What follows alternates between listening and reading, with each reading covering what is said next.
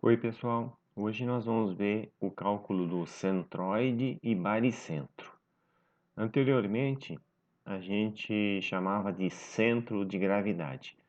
Mas, como esse centro, ele pode ser simplesmente um centro das áreas, como mostra essas figuras mais usuais, e diferentemente nós podemos ter centros de carga, então esse conceito foi dividido em centroide, centro das áreas, e baricentro, centro das cargas ou das forças.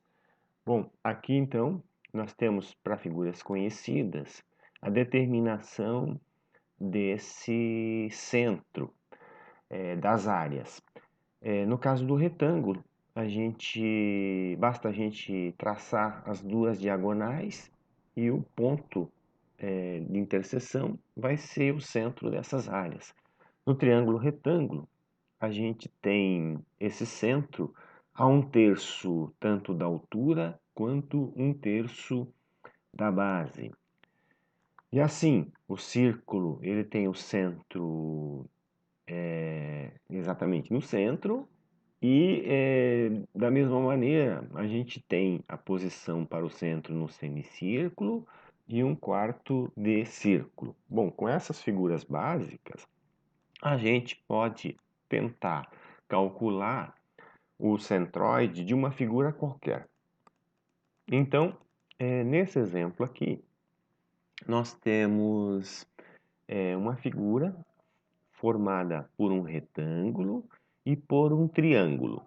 Bom, o que a gente quer determinar é o centroide dessa figura total.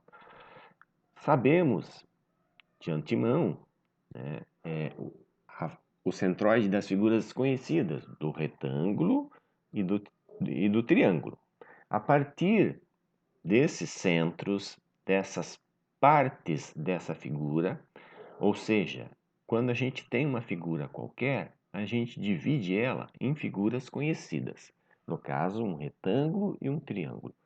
Para calcular o centroide, então, da figura total, nós vamos considerar um equilíbrio entre o centro de cada figura e o centro da figura total, fazendo esse equilíbrio a partir do cálculo de um momento.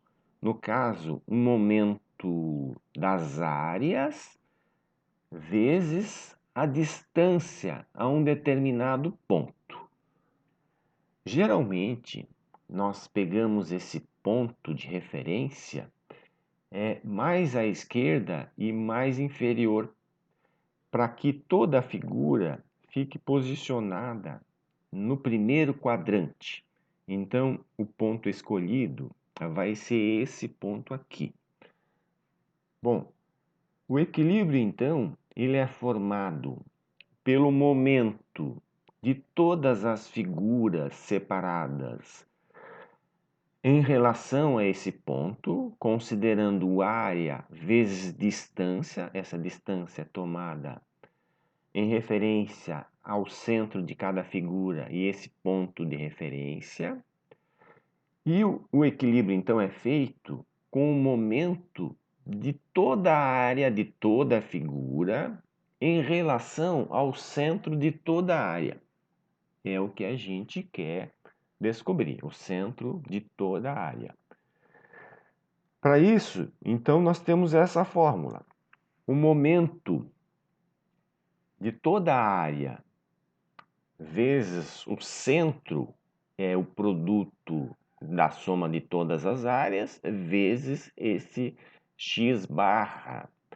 E o momento de cada uma das áreas vezes a distância dessa área até o ponto de referência é determinado através dessa somatória. Então, somando todas as áreas vezes a distância ao ponto de referência.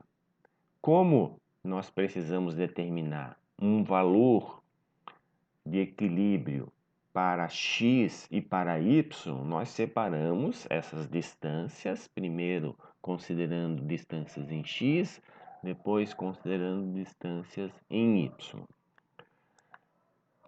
Bom, aqui nós temos então a determinação inicialmente para cada uma das figuras das distâncias ao ponto de referência e da área, né? Ou seja, para a figura 1, a distância até o ponto de referência, que é esse ponto aqui, é igual a 15. Para a figura 2, a distância marcada em x do centro dela até o ponto de referência é 10 mais 30, 40. Por que 10? Porque é 1/3 da base. Dessa maneira, a gente tem as distâncias em relação ao ponto de referência, medidas no eixo y. 30, metade de 60, e 20, 1/3 de 60. Sempre a esse ponto aqui, né? Esse ponto forma dois eixos e as distâncias são tomadas a esses eixos. A área das duas figuras, 60 por 30 e 60 por 30 dividido por 2. A área do retângulo, a área do triângulo. Bom, a partir desses valores, nós calculamos então a posição do centroide da figura total em relação a x e a posição do centroide da figura total em relação a y. Multiplicando, quando a gente vai calcular então a distância do centroide em relação a x, 15 vezes a área e 40 vezes a área. 15 vezes a área, 40 vezes a área, dividido pela soma das áreas totais. Isso resulta em 23,33 centímetros. A gente estava em centímetros, por exemplo.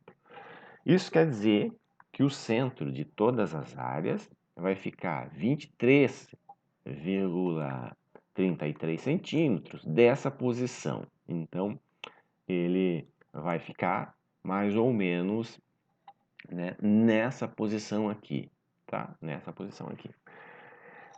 É bem óbvio, né? O centro das duas fica entre os dois centros. Em relação a y, também vai acontecer isso. 26,27, né? Fica acima de 20, abaixo de 30. Bom, depois em aula a gente vai fazer mais alguns exemplos. Um abraço, pessoal.